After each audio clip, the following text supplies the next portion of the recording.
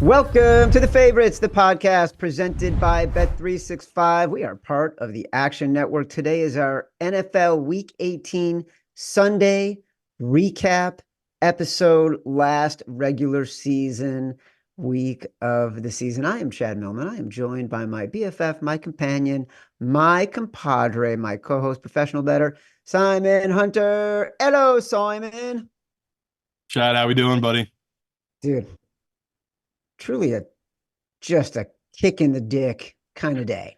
I mean, we had a good season overall, but our first four picks today, with Buffalo -2.5 still to come, were, I think, a reflection of our worst decisions all year. It's like, you know how you can see when teams lose games consistently during the regular season? You can see that's how they're going to lose during the playoffs. Today, all the decisions that were bad that we made during the season came back and haunted us today. Carolina +4.5. Our fans begged us not to do it. We couldn't resist. Atlanta +3.5. What were we thinking backing Desmond Ridder? Minnesota 3.5. Why did we not think Dan Campbell would play to the hilt the whole game? At least Mike Vrabel did what Mike Vrabel does.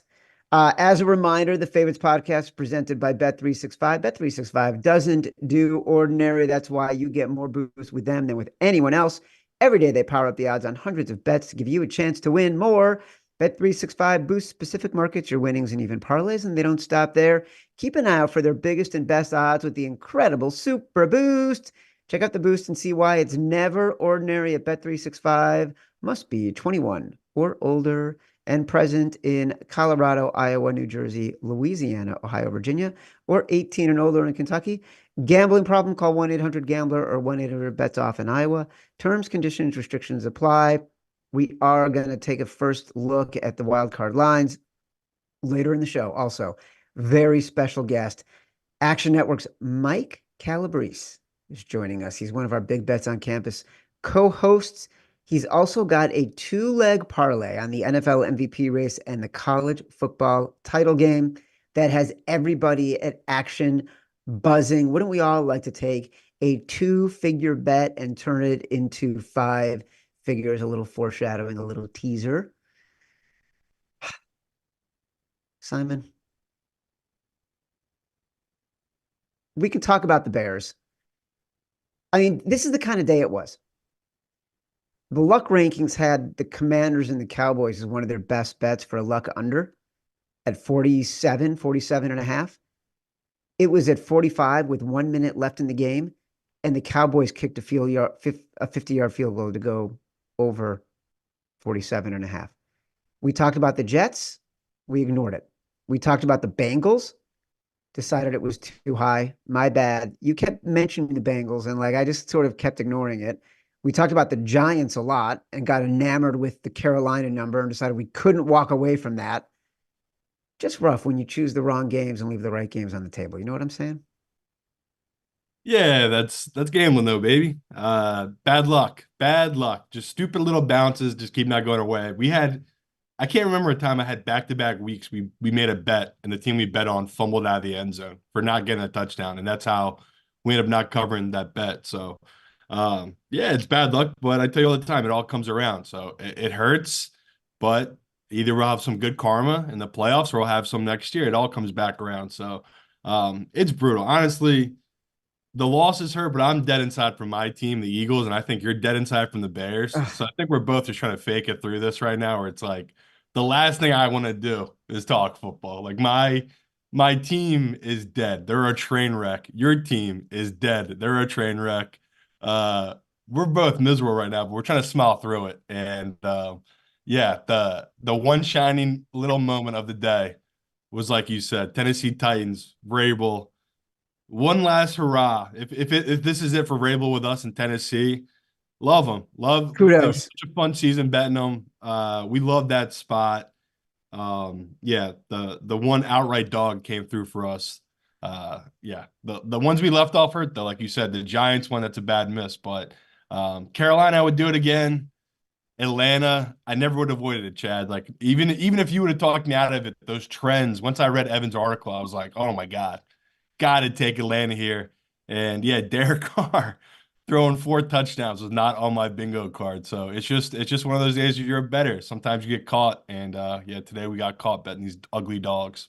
Home teams 129, 129, and 9 against the spread That's entering crazy. the Buffalo Miami game tonight. At least with the Bears, we have clarity. We saw Jordan Love able to run out of the pocket and just run well enough to give himself some space, give his receivers opportunities to create space.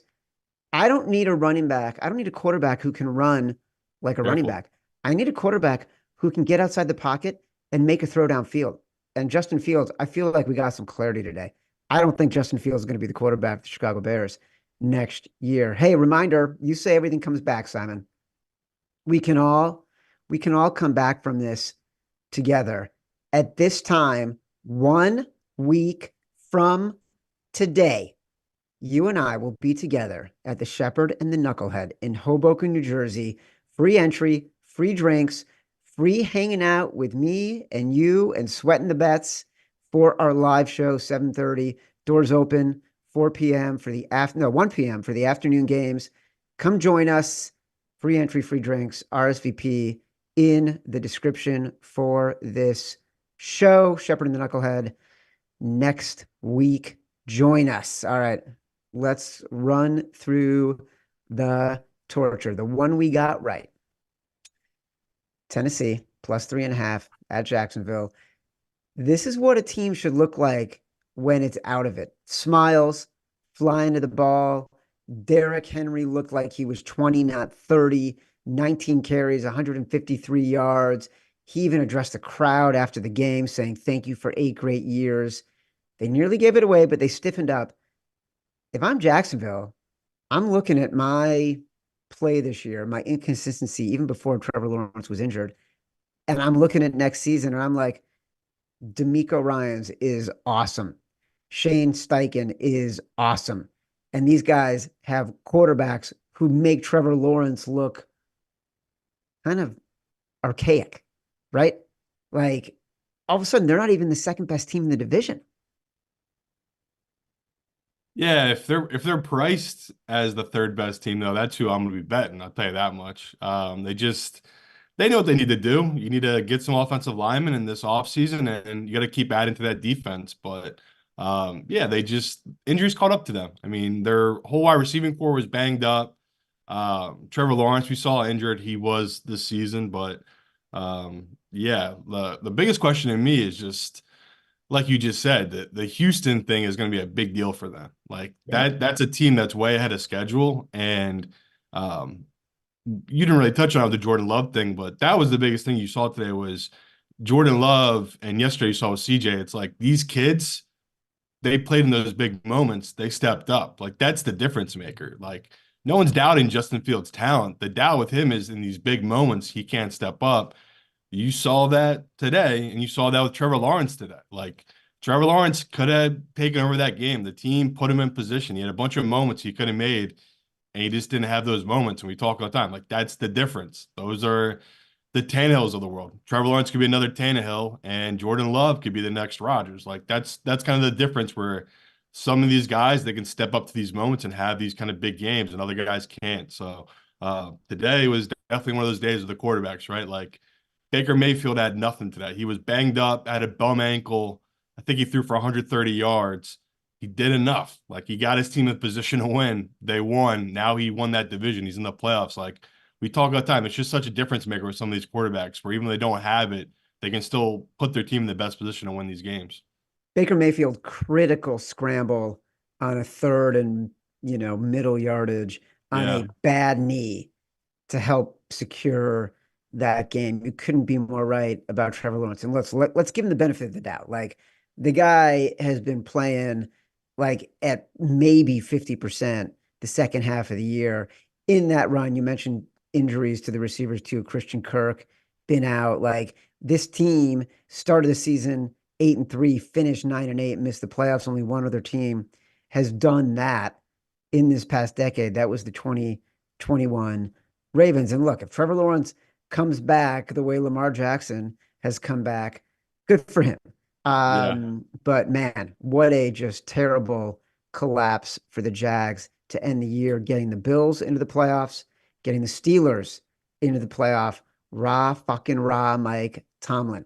Atlanta at New Orleans. And by the way, we will go over the games that we have spreads for the wild card games. We don't have them all yet. We're not going to get them for the AFC until late tonight because we don't have the matchups. So we only have matchups for some of the NFC and for the one AFC matchup that is set, that is Houston and Cleveland.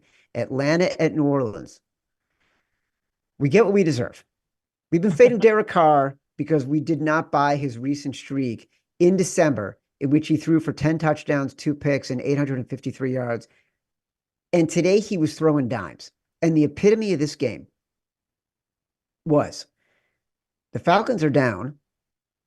They go on a 14-play drive at the 1 yard line, 4th and goal.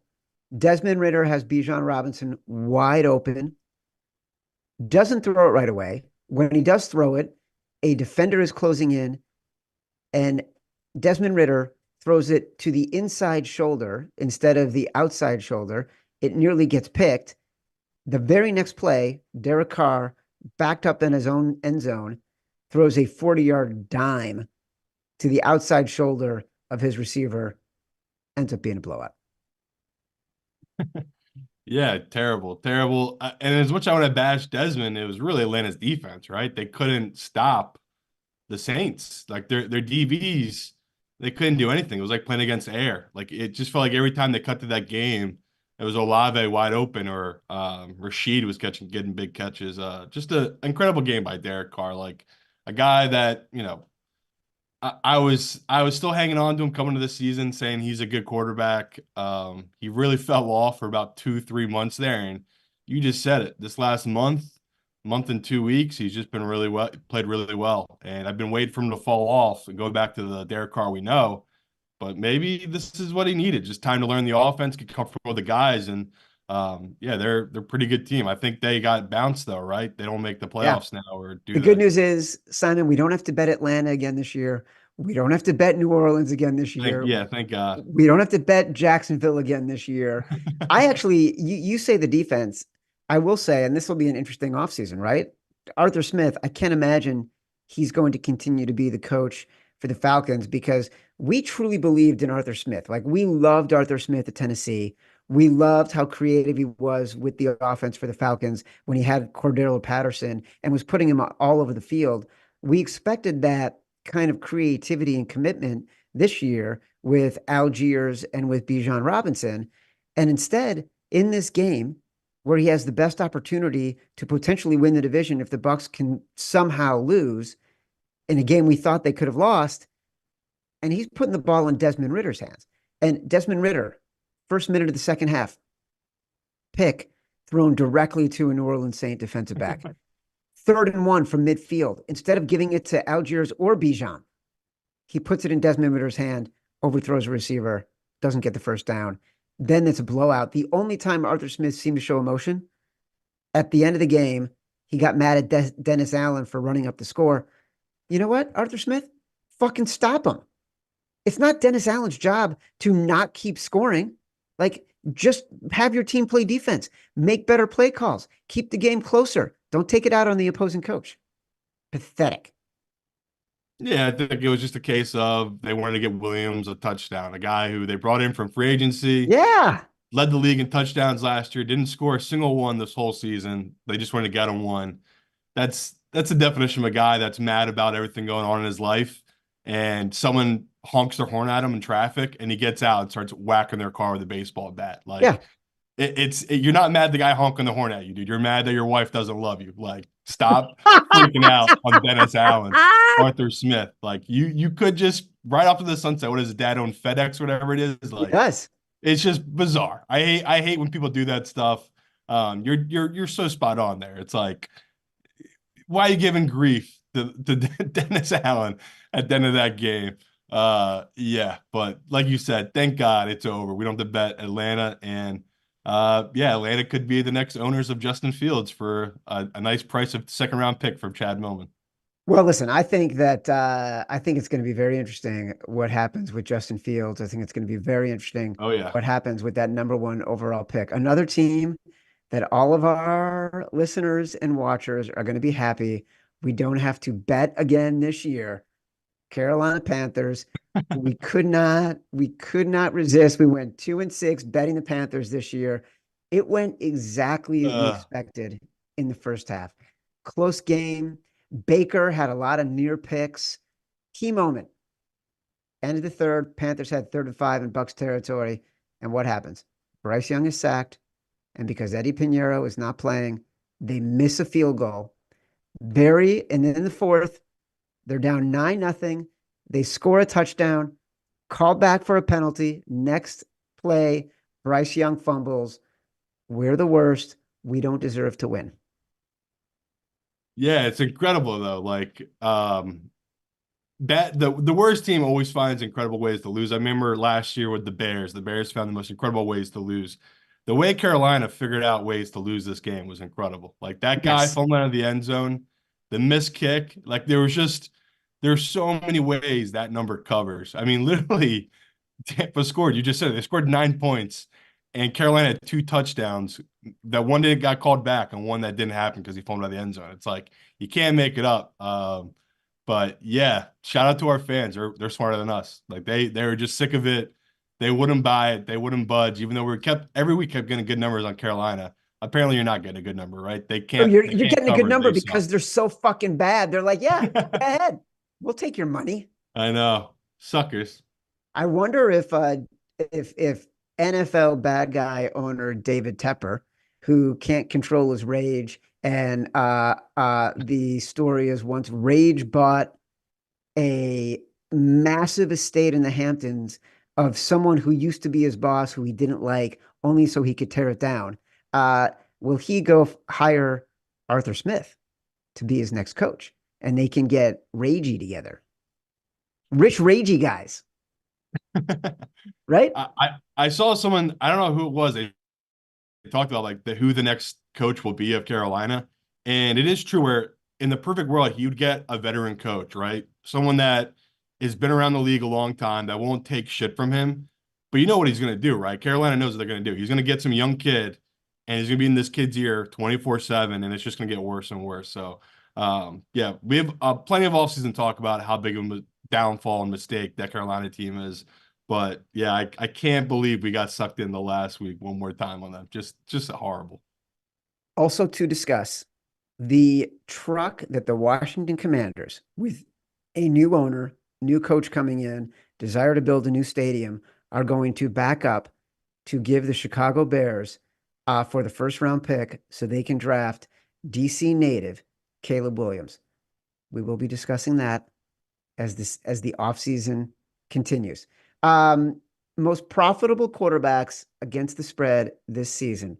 Let's give it up for Baker Moxie Mayfield, third most profitable quarterback against the spread this season, behind Lamar and Jared Goff. And this is after entering the season 29-41-1 against the spread. He went 11-6 against the spread this year. Panthers Yeah, did and I not. think It's pretty great. I don't think he had enough games to make your list, but Mason Rudolph, right? He's another guy who's like 70% or 75% this season in ATS. Mason Rudolph, who went 18 for 20 in a freaking monsoon yesterday. Like Mason Rudolph's going 18 for 20. Jordan Love is going 27 for 32.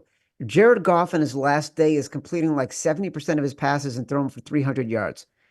Minnesota was a 3.5 point underdog at Detroit. This was our fourth pick of the day.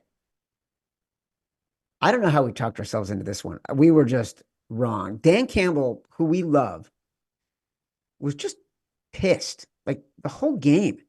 It seemed like he was willing to sacrifice every player on his team in this game to win this game. Sam Laporta, hyperextended knee, status unknown for the playoffs. Khalif Raymond, injured. Amon-Ra St. Brown had about 2,000 yards receiving because he's pissed about the Pro Bowl. Jared Goff had 300 yards passing. Now he will be hosting the team that banished him, that thought they were moving him to Siberia. And it turns out Jared Goff has turned his entire career, persona, and reputation around. And we let it all ride on Nick Mullins. Nick Mullins, who's the hit on 16 when the dealer's showing two of the quarterbacks in the NFL, 1,000,000 yards, ugly picks that cost him the game. No regrets. No regrets though. Like that's a spot I was gonna be in. I was gonna take it. It sucks. I hate it, Chad, but I stand by it's a long-term winner. It's like you back those teams in those spots that try to play spoiler. We just picked the wrong ones, right? We should have took different teams that were trying to play spoiler day. So the Nick Mullins part was tough where we were in it. You know, the number kept matching up where it's like, okay, all we need is a drive here and a touchdown here, or Yes. whatever. Like those are the worst ones, right? Where we still have hope, even though we know we're dead. That was the definition of that game. Like you said it, I think it was 21-6 maybe at one point 20 where to 6. yeah, it just Detroit was not stopping. It was like, what Nope. is happening? They are not taking their foot off the gas here. And that's how it was. Like the Vikings went down the field, they scored a touchdown. I was like, okay, we'll see backups here. Nope. All the starters were back out there. Again, this is like a full quarter later after that LaFleur injury.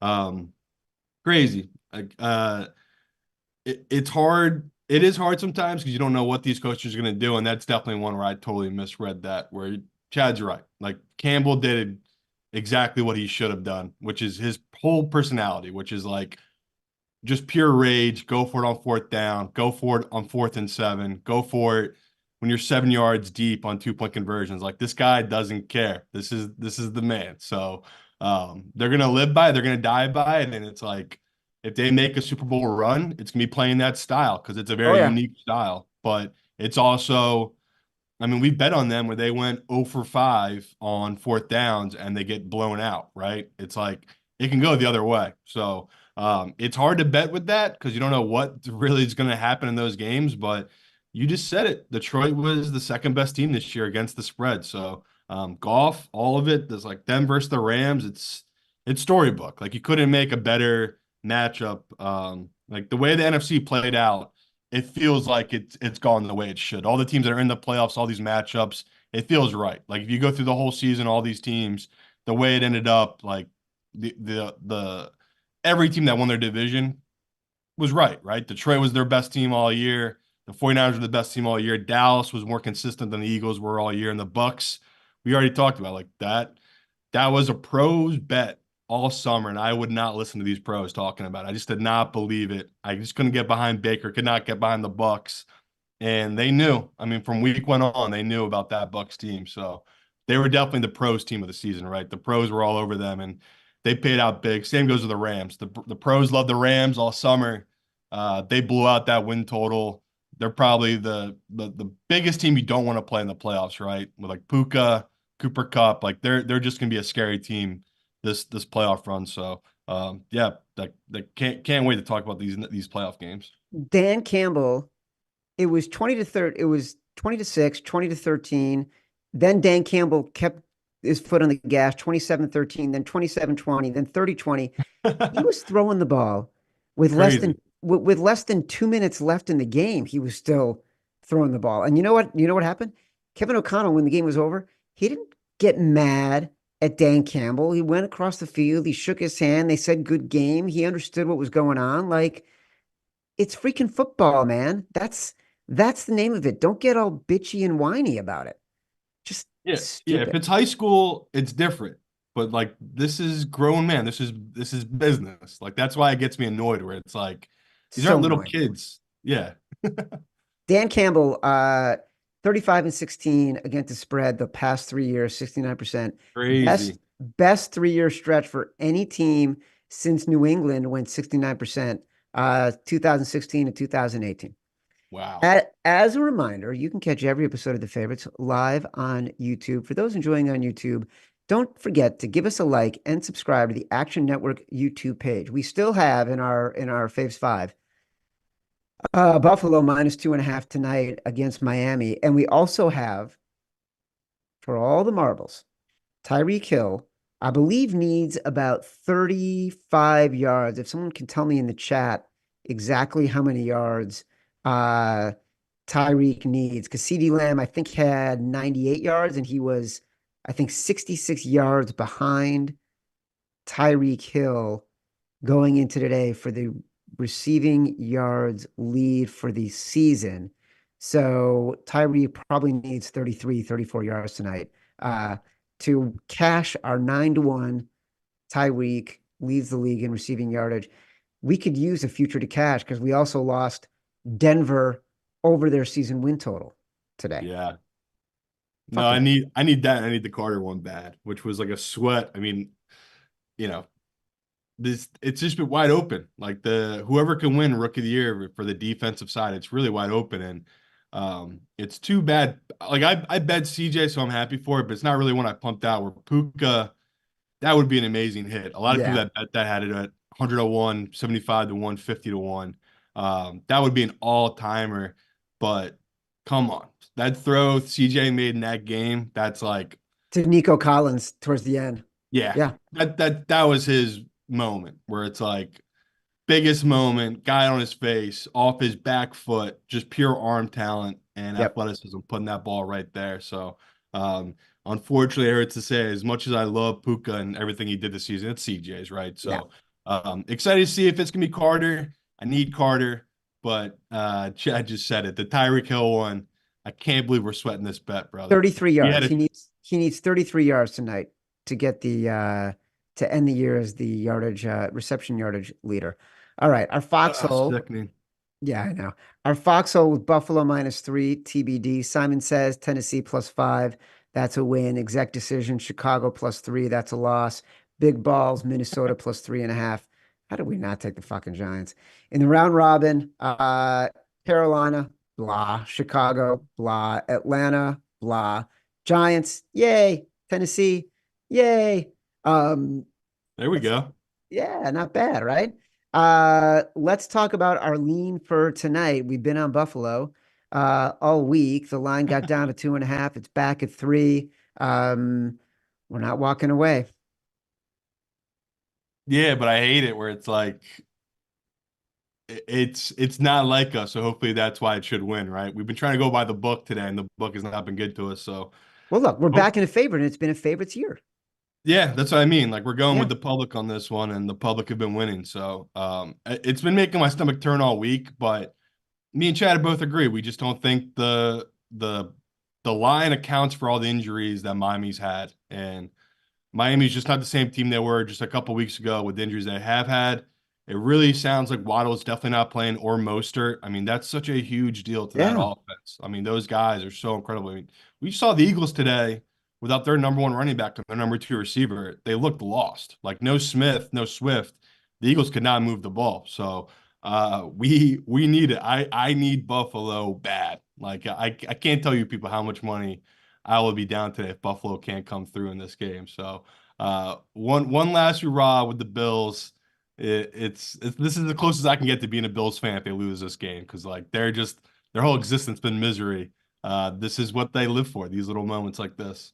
By the way, notice that noted Buffalo Bills fan Matt Mitchell, producer Matt Mitchell, is on the podcast doing the job tonight. Where's Tito tonight? I don't know what Tito's doing, but Tito's prepping for the game.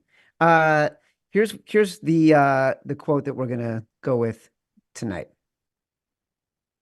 When all hope is gone, all that's left is relief. It's a famous one from our friend Scooch. Simon, can you name the fastest growing ticketing app in the United States? Game time. I love Game Time for two reasons. One, they sponsor this show. Number two, because I actually use Game Time to buy tickets. They've got amazing last minute deals on all sorts of tickets, including pro and college football games. Speaking of which, I'm actually going to open Game Time right now from my house here in Connecticut. Guess what? I can get in to see the red hot New York Knickerbockers coming off a big blowout win this weekend for less than $100 at Madison Square Garden. It is a mecca of basketball. No matter where you live, download the Game Time app. Get out, have some fun this week. Go sweat your bets live and in person. You can redeem code favorites for $20 off your first purchase. Terms apply. Again, just download the app and enter code favorites for $20 off. Last minute tickets, lowest price guaranteed. All right. So the lines we do have, if these have updated since we started the podcast, please feel free to tell me. These were what the lines were right before we came on air. First up, Cleveland visiting Houston. Cleveland at full strength, visiting Houston. AFC South Division winners. Again, shout out Brandon Anderson, who predicted that early in the year on the Favorites podcast, and we all just laughed. Cleveland -2 on the road at Houston. First instinct, what do we think? I like Houston. I like Cleveland. It's already moved though, so you'd be the sharper side. It's down to -1.5 at bet 365. So simple reason why I want to back Cleveland is it's such a huge moment, and it's rookie going against Joe Flacco. And I know Joe Flacco is eventually going to burn me, and this would be the perfect spot for it, but this actually matches up pretty well for the Browns defense. So yeah, definitely looking to break down this game more, but just first glance, it's like, okay, it's under 2. I'll take the Browns, but totally get why you want to take the Texans. It's like they're the home team and they're the dog. Yeah, well, it's not even that. It's my first instinct on this was that uh CJ is a home dog. CJ as a dog generally has been a good play. Number one. Very Number good. two, Cleveland's defense on the road. You're the only reason I even had that idea is because you've pointed out to me so many times Yeah. how bad Cleveland's defense has been on the road. And they have been. They've just been a much worse unit. And they're playing, I think, on a track that doesn't play to their advantage. So that was sort of my instinct there. Who Yeah, knows? I could be flipped. Like I'm not dug in on Cleveland at all. Maybe by Tuesday It's you'll Joe come around to Flacco. my side. It's Joe Flacco's a road favorite. Don't worry, I'm not dug in on All right. Cleveland. I just want to make sure. I feel Yeah, like by yeah. Just Tuesday, first glance. you and I could be aligned on this. Yeah. Philadelphia, also on the road at Tampa Bay. Philadelphia is a 2.5 point favorite right now. Yeah, I saw an amazing stat that someone posted on Twitter. The last team to open a season 10-1 or better and not win its division, the 1986 Jets with Rich Kotite as his offensive coordinator. So Richie Eagles, Kotite. yeah, Eagles are in rare air. Holy shit. Yeah, want to take the Bucks first glance, like they're a home dog. Hurts might have broke his middle finger during the game. Yeah, that Like, was ugly. yeah, right. So it's like we already saw what happened when Herbert tried to play with a broken finger and a cast on his finger. Like it just doesn't work, especially a guy like Hurts that he's doing so many things under center, right? I mean, the QB sneak, his bread and butter, that's a big deal now. So yeah, again, not making a bet right away just because Baker might be banged up as well. He might have a bum ankle, but first instinct is you take the Bucks here in the points, but that's what they want us to do, Chad. So I'm not going to do anything yet. Let's hold off. Let's keep our powder dry. LA Rams, the matchup that everyone wants to see, visiting the Detroit Lions. Jared Goff, a 4 point favorite against his old team. Oh, how the tables have turned for Jared Goff. What a great story for this guy. Completely changed his rep as a member of the Detroit Lions. Went from a pretty boy California kid, didn't have a great rep in the locker room.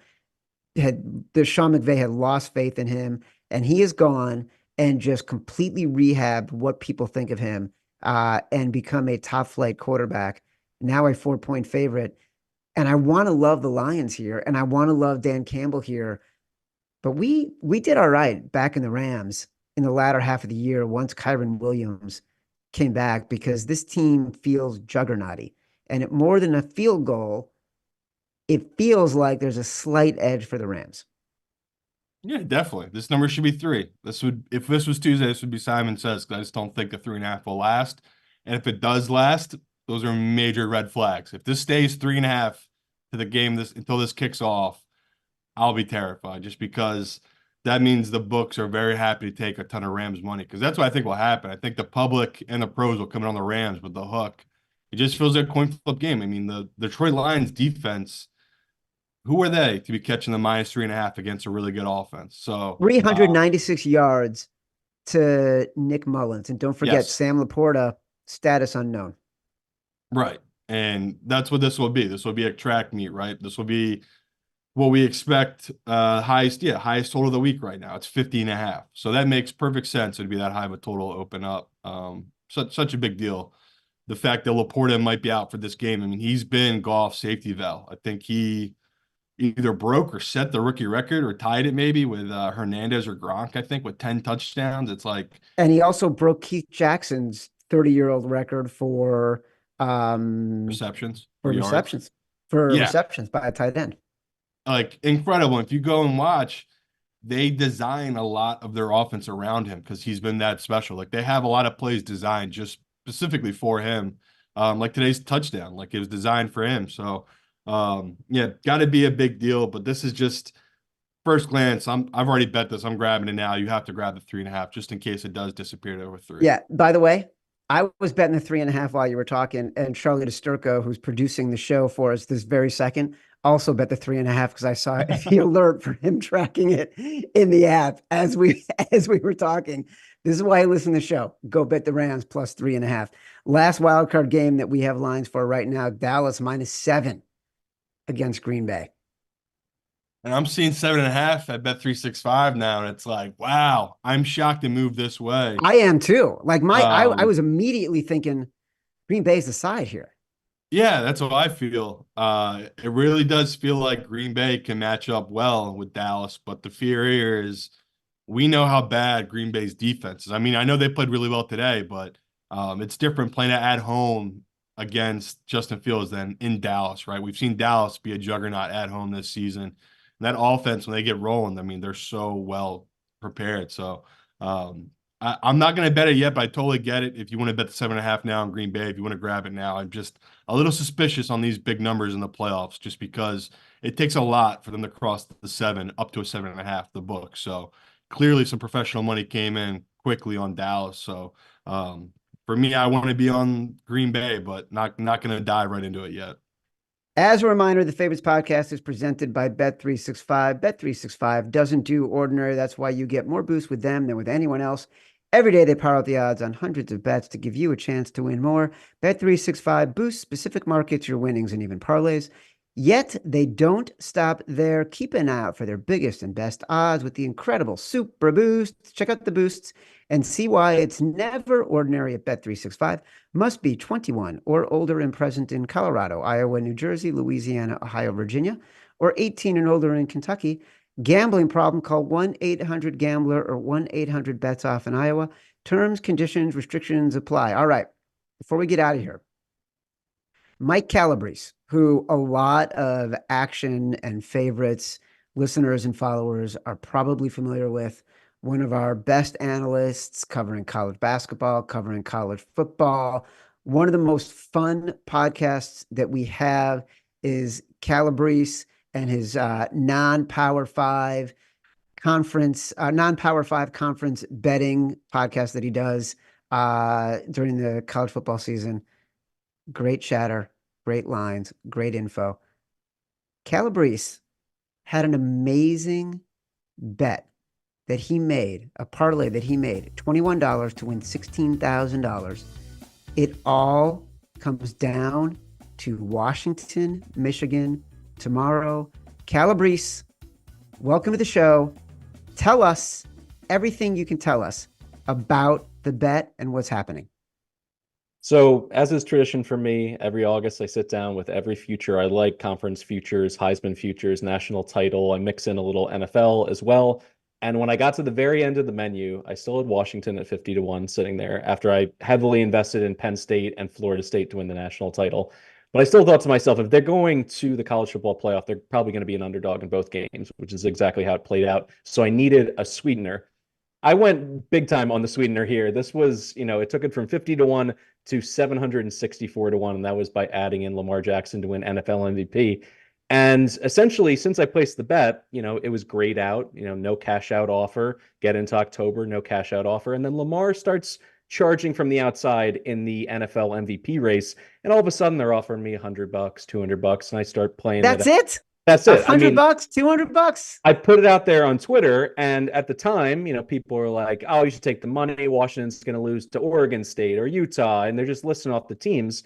And then it inches up a little bit closer. I get to $800, and the big ROI gambler in the Calabrese household is not myself. It is my wife. She bets one thing the entire year, and that's horse racing. She bets the Triple Crown, and then she really digs in for Saratoga in August.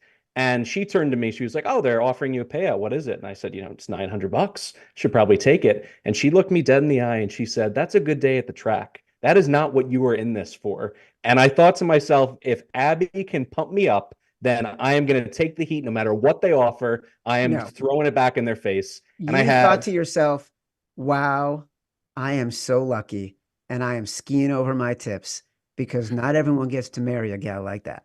It's true. And it also scared me a little bit, if I'm being totally honest. I was like, I don't want to let her down at this point and just, shrink in this moment and pull my chips down. So they're all up there, zero hedge going into this game. It is nice that I actually think Washington has beyond a puncher's chance. I think they have an absolute advantage at quarterback. Their offensive line can keep him clean throughout this game. And I'm skeptical that Michigan, if they're down by a touchdown, 10 points, and have to go away from that bruising running game, really has what it takes to win with all the pressure on them. They're the favorite. They've kind of been acting like the class of college football for at least the last 2 weeks. So the pressure's on them. Washington's playing with house money. They don't even have a conference anymore. The Pac-12 is in ruins behind them, so they're not carrying the flag for anybody. I think this is a great spot to stick it in with a championship effort, and Michael Penix is the one to do it. He's been slashing throats the entire season. He has been absolutely surgical, and why would I, pull away from it now? This just makes too much sense to let it ride. Well, look, Penix, I think, got totally robbed on the Heisman. And if Penix was doing what he had done, playing in the SEC, the ACC, or the Big Ten, there's not even a question about him winning the Heisman. You don't run the gauntlet that he ran. You beat Oregon twice. You beat Utah. You beat USC. You have a really hard game against Oregon State and Washington State, like your in-state rival. Like, in the second half of the year, you're playing injured and Washington is running the ball more. That guy has been lights out. I'm also partial because he went to Indiana, and I'm excited for former Indiana football players to move on. Say again, did you say what the payout offer was heading into tomorrow? The max one before they pulled that off the table, and it could be because I've been so aggressive on social media saying that I won't take it no matter what it is. It was $5,000. So just from the implied probability of the Washington money line, that was about $1,400 below what it should have been. So it was only a minor hedge or go all in. I'm just going to go all in this position. It's not a great spot to be in when you're the underdog to hedge in the first place. But in general, I think I'm going to know from the very first drive. If Washington doesn't blink and goes down and scores the first time that they have the football, I think all that pressure slides to the Wolverines in this game. And then additionally, I think, Stuck and Colin Wilson on the BBOC show really did an excellent deep dive. Washington got healthier defensively as the season went on. So a lot of their stats have been inflated in terms of passing yards they gave up and points and everything else. As they got healthier, when the game was on the line, they were the ones making the big plays against Bo Nix, against Quinn Ewers. And JJ McCarthy, I don't think he's a game manager by any stretch, but he doesn't scare me any more than those quarterbacks. So the fact of the matter is, I think the Washington defense is underrated here. Maybe I'm just talking myself up with this Purple Rain parlay, but I'm pretty juiced up now. And I got people coming in from multiple states to watch it at a sports bar with me tomorrow night. So, maybe some Twitter strangers as well. We'll see how many people show up for this one. Simon, what do you think of the play? I love it. I messaged you about having them on just because this is what gambling's really all about. Like, yeah, you got assholes like me. They're like, yeah, I do this for a living. It's all about the little guy. At the end of the day, these are the bets I live for, where it's like the $21 to $25 joke parlays. I mean, I do these all the time. Do they ever hit for me? No, because I bet like an idiot. Like I'll do last year I had the Phillies with the Eagles. Biggest loser bet of my life. They both came in second. It was like really killed me, but I love these bets. My first question was this the end of your account? Why $21? This was the end of my free roll because I had ridden the LSU Okay. Bayou Bengals through the College Baseball World Series, and I was just sprinkling money left and right. Most of that money went on Colorado State to win the Mountain West, so it's not all been these epic stories of potential payouts. And if you need a front, I'm happy to put up 10K, but I don't think you need it. I'm with you. I believe in Washington, like I'm not a big Pac-12 guy just because I've been East Coast basically my whole life. I watched a little bit when I lived in Vegas, but not really into it. But since I've been in Hawaii, like that's really been huge for me. I've been loving watching Washington, and I'm in total agreement with you, where it's like I can see how Michigan can win this game, right? They're big and they're bullies. They can bully these guys, and that's how they end up winning this game. But the passing, that's going to be the difference here. Like if you can throw the ball, which Alabama couldn't on Michigan, you can move the ball. So for me, and what you just said is so true. Like you're a live dog here. I don't think most pros would disagree with what the books have hung this line at, and I think the public disagree as well. Like right now, the money's coming in on Washington, just like the week before, where Washington was getting pounded on the money line. Didn't matter, right? They dominated that game. They should have won it. So I'm happy you're not hedging it, man. I love this bet so much. Washington 8-0 in one-score games. It's probably going to take 9-0 to get it done. I don't see them running away with it, but that gives me extra confidence. Like if the game's tight, that's where they've lived the entire season.